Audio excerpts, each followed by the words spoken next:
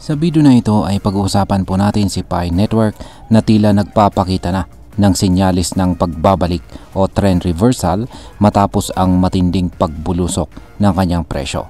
Pero teka lang, kahit may mga positibong galaw, may mga mabibigat pa ring problema na pumipigil sa pagtaas ng presyo ni Picoin lampas sa $1 or $1. Ano nga ba ang nangyayari kay Pi Network? Bakit marami pa rin ang umaasa sa kanya kahit bagsak ang presyo? At ano po ang epekto nito para sa atin bilang mga Pinoy crypto trader or miners ni Pi Network? Kaya yan po ang siyang ating pag-uusapan sa video na ito. Pero bago po tayo magpatuloy ay pakibasa na lamang po muna ang disclaimer dito sa ibaba ng ating screen. Ayan, ang source po ng balitang ito ay ang Crypto.news.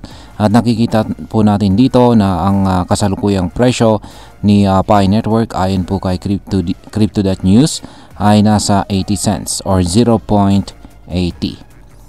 Yan, sa ngayon ay yan, si Picoin ay naglalaro po sa presyong 0.80. Pabago-bago po siya.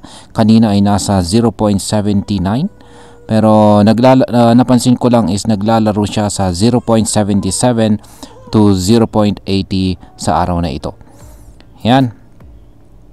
Pero kung titingnan po natin ang mas malaking larawan ay bumaba pa rin po siya ng 38% sa nakarang linggo at higit 70% mula po sa all-time high niya na nasa presyong $2.99 nitong nakalipas na buwan ng February. Kaya grabe, di po ba? Kahit ganon ay may kaunting pag-asa. Tumaas din ang trading volume ni Pi ng kaunti, nasa mahigit $221 million sa loob ng isang araw. Ibig sabihin ay may mga bagong pumapasok at saka interesado pa rin sa galaw ni Pi.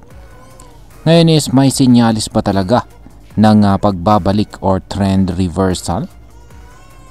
Kung titignan natin ang technical indicators ay halo-halo po ang mga sinyales. Ang RSI or Relative Strength Index ay nasa 51 kung saan ay nagsasabing neutral pa ang trend. Ibig sabihin ay hindi po siya overbought or oversold. May ilang indicators din gaya ng moving averages na nagpapakita ng kaunting lakas sa pagbili. Ang 20-day at saka 30-day moving averages ay nagsasabing buy. Pero ang mga mas maikling indicators gaya po ng 10-day EMA at saka SMA ay nagpapakita pa rin ng sell signal. Nagkakaroon ng support level sa 0.77 na presyo, pero para masabi talagang makakabawi or makakabangon na si Pi ay kailangan po niyang mabasag ang resistance na nakaabang sa presyong 0.84.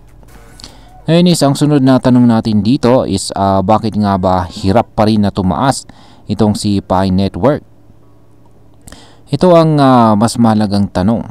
Oo, mukhang gusto nang bumawi or bumangon itong si Pi. Pero may mga hadlang na kailangan pong lutasin. Una ay ang problema po sa KYC or Know Your Customer. Maraming users ang hindi pa rin makuha o ma-access ang kanilang Pi tokens kahit matagal na po silang nagmina. Simula pa noong February na mainnet launch, delayed pa rin ang pag-verify kaya maraming miners ang frustrated. Pangalawa, ang kakulangan po sa exchange listings. Hanggang ngayon ay wala pa rin po si Pi sa mga bigating exchange gaya ni Coinbase at saka Binance. Kahit meron na siya sa Gate.io, Bitget at saka OKX, kulang pa rin sa liquidity. Dahil dito ay hirap pong makakuha ng malaking suporta si Picoin. At ang pangatlo ay kulang po sa transparency ang team. May issue sa $100 million Pi Network Ventures Fund na ipinangakong magpopondo or gagamiting pondo sa mga projects sa ecosystem. Pero hanggang ngayon, wala pang malinaw na progreso. Maraming community members ang nagtataka kung ano na po ang nangyari sa pundo na yan. Ngayon is may gamit ba talaga itong si Picoin? Ito ang pinakaugat ng problema.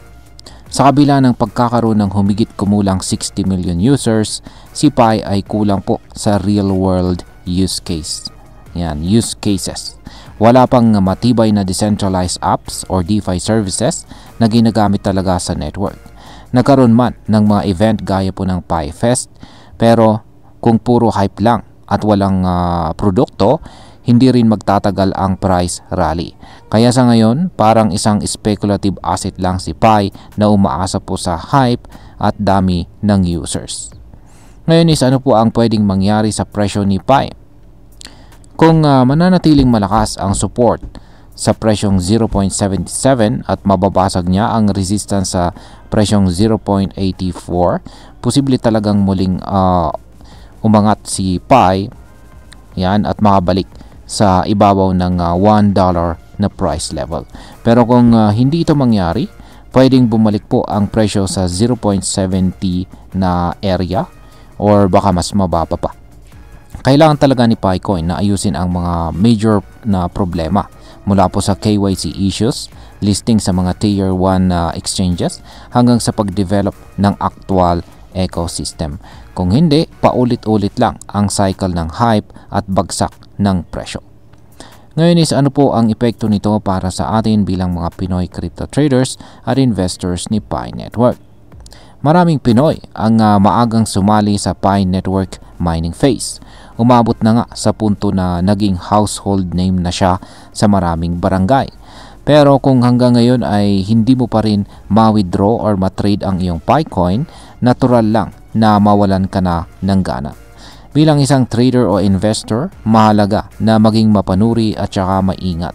Huwag lang tayong umasa sa hype o dami ng users. Mas mahalagang tanungin natin, may silbi ba talaga ang token na ito? May tunay ba itong value sa labas ng speculation? At ayan, bilang panghuli ay ang masasabi ko naman tungkol dito ay sa personal kong tingin, si PiCoin ay may potensyal lalo na kung maayos nila ang issues sa ecosystem at gawing accessible ang tokens ng mga early miners. Pero sa ngayon, kulang pa siya sa substance. Madami nang naghintay ng ilang taon pero wala pa ring klarong resulta. At ang payo ko, kung may PiCoin ka, hintayin mong mag-improve ang ecosystem at malista ito sa tier 1 exchanges bago ka mag-expect ng malaking kita. Kung ikaw naman ay interesado pa lang, mag-research ka po muna ng mabuti at huwag pong basta-basta maglabas ng pera sa hype lamang. At ayan, hanggang dito na lamang po tayo sa video na ito mga ka-crypto. Marami pong salamat sa panonood. Ingat po tayo lagi at God bless po sa ating lahat.